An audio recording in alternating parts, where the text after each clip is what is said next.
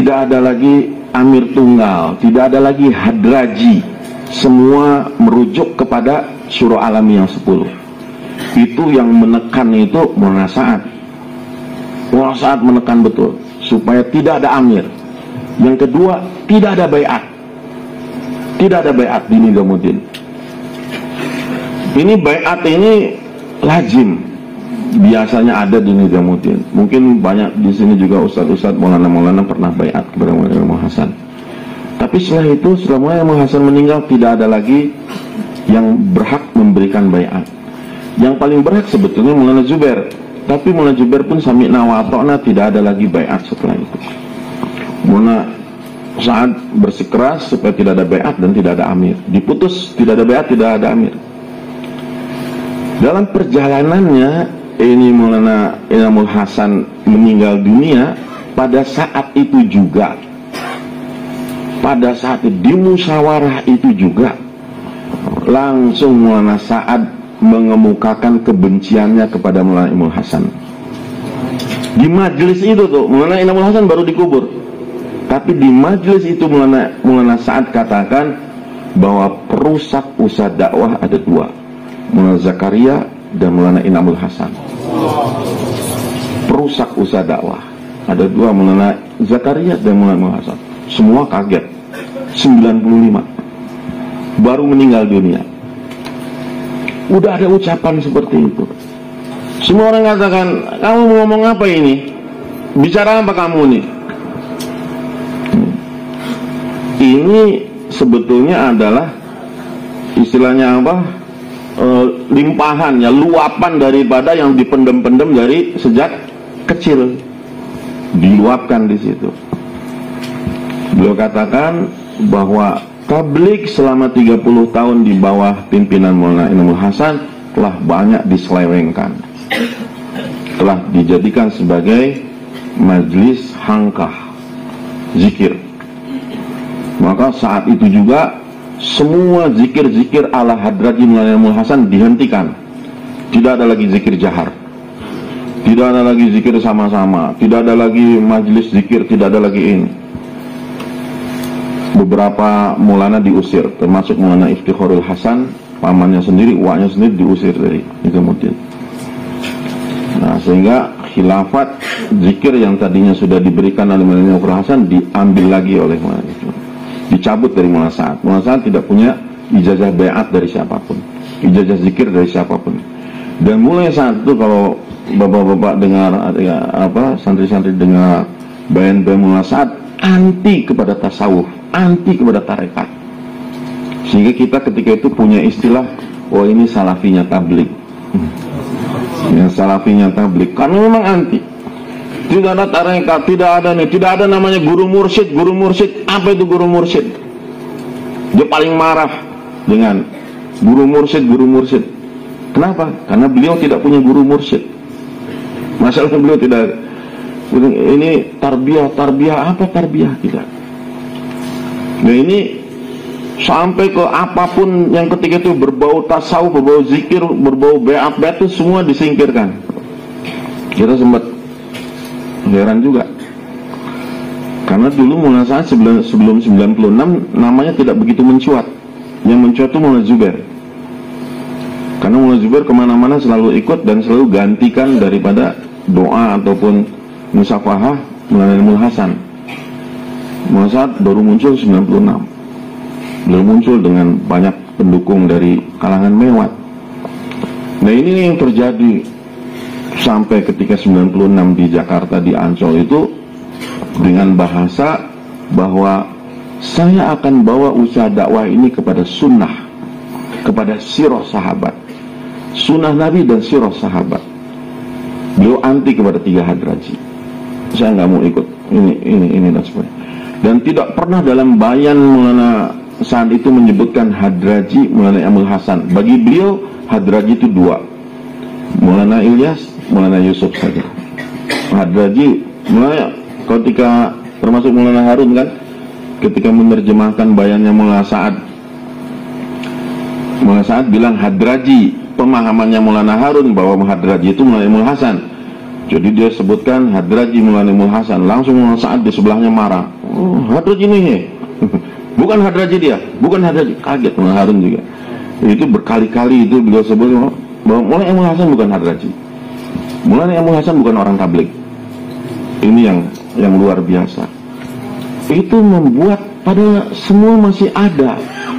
Maulana Umar Palanpuri masih ada, Mufti Zainal Abidin masih ada, Meji Mehrab masih ada. Masya Allah.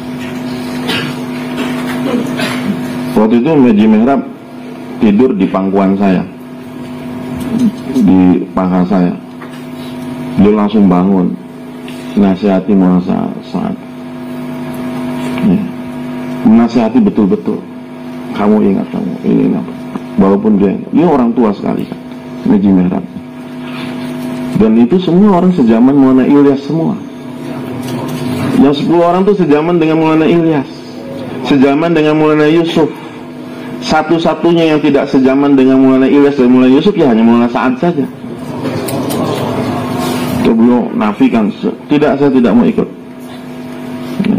Ini harus sunnah sirah. Siapa yang tidak sunnah itu siapa? Yang tidak sirah itu siapa? Wah, jadi rame itu, rame. Makanya itu kemudian menangis Maulana Zubair, Maulana Umar Palanpuri, semua menangis. Kemudian berlanjut untuk menjadi satu kekuatan tersendiri Maulana saat ini dengan segala ini, kesempatan orang untuk memecahkan usaha dakwah dari musuh-musuh itu semakin kencang. Tambah ini Zalatul Alim di situ, mulailah ada kasus ini, kasus itu dan sebagainya. Tapi kasus yang selanjutnya setelah kasus keluarga ini adalah apa? Adalah ketika Maulana Sa'ad mulai berubah-ubah arahan. Merubah-ubah arahan. Ini jur profesi tidak boleh, jur pelajar tidak boleh, adanya DTI, adanya itu. Kemudian tambah lagi 2002 Muntakhab Ahadis dan sebagainya lah. Itu, dan kita rasakan akibatnya itu. Kalau menurut kita ya, sejak ditiadakannya jur pelajar, kita punya potensi pelajar tuh hilang. Dari pemerintahan tuh hilang. Berapa tahun? Berarti sampai sekarang 24 tahun. Ya. 24 tahun. 24 tahun itu hilang. Berapa generasi itu yang seharusnya orang-orang pelajar yang bisa digarap menjadi istilahnya pejabat-pejabat yang bertakwa, yang soleh, hilang. Itu kalau dulu masih ada, masih banyak, sekarang sudah hilang saja dengan sebab ditiadakannya jur profesi, ditiadakannya jur pelajar dan sebagainya. Dulu Solo, Jogja itu dengan pelajar-pelajarnya luar biasa sampai mereka menjadi pegawai-pegawai yang soleh, yang bertakwa. Dan itu kesannya sampai sekarang. Ini keadaan ini ya salah satunya adalah dihilangkan jur-jur profesi sehingga kosongnya pemerintahan daripada orang-orang. Ini salah satu akibat. Banyak arah-arahan yang dirubah. Ini masalah kedua. Masalah pertama tadi adalah keluarga. Masalah kedua adalah arahan. Arahan-arahan ini masih toleran lah. Para masyayikh oke lah, masih toleran. Dengan dirubah ini, dirubah itu masih toleran.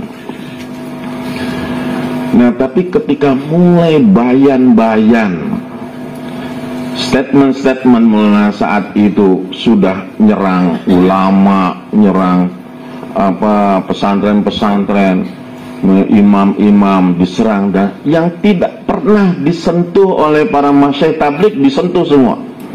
Kritikan-kritikan ulama yang belum 4 bulan, ulama yang ini belum 1 tahun dan sebagainya, nggak boleh baca itu sahabat, nggak boleh ngimami, jangan nikahkan anak kamu dengan orang yang belum 4 bulan. Apa ini? Kasihan kan yang belum 4 bulan. Sampai begitunya. Nah, statement ini sudah mulai. Itu ulama-ulama mengirimi surat kepada Nizamuddin mempertanyakan bayan-bayan Maulana Sa'ad. Itu sudah mulai itu.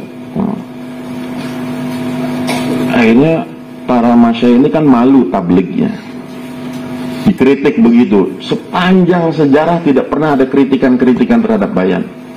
Kita Bayan 6 sifat, dan tidak ada tardid, tangkis, takabul. Ya itu kan tidak ada kita ini untuk membandingkan, mengkritik, memprotes dan sebagainya, tidak ada.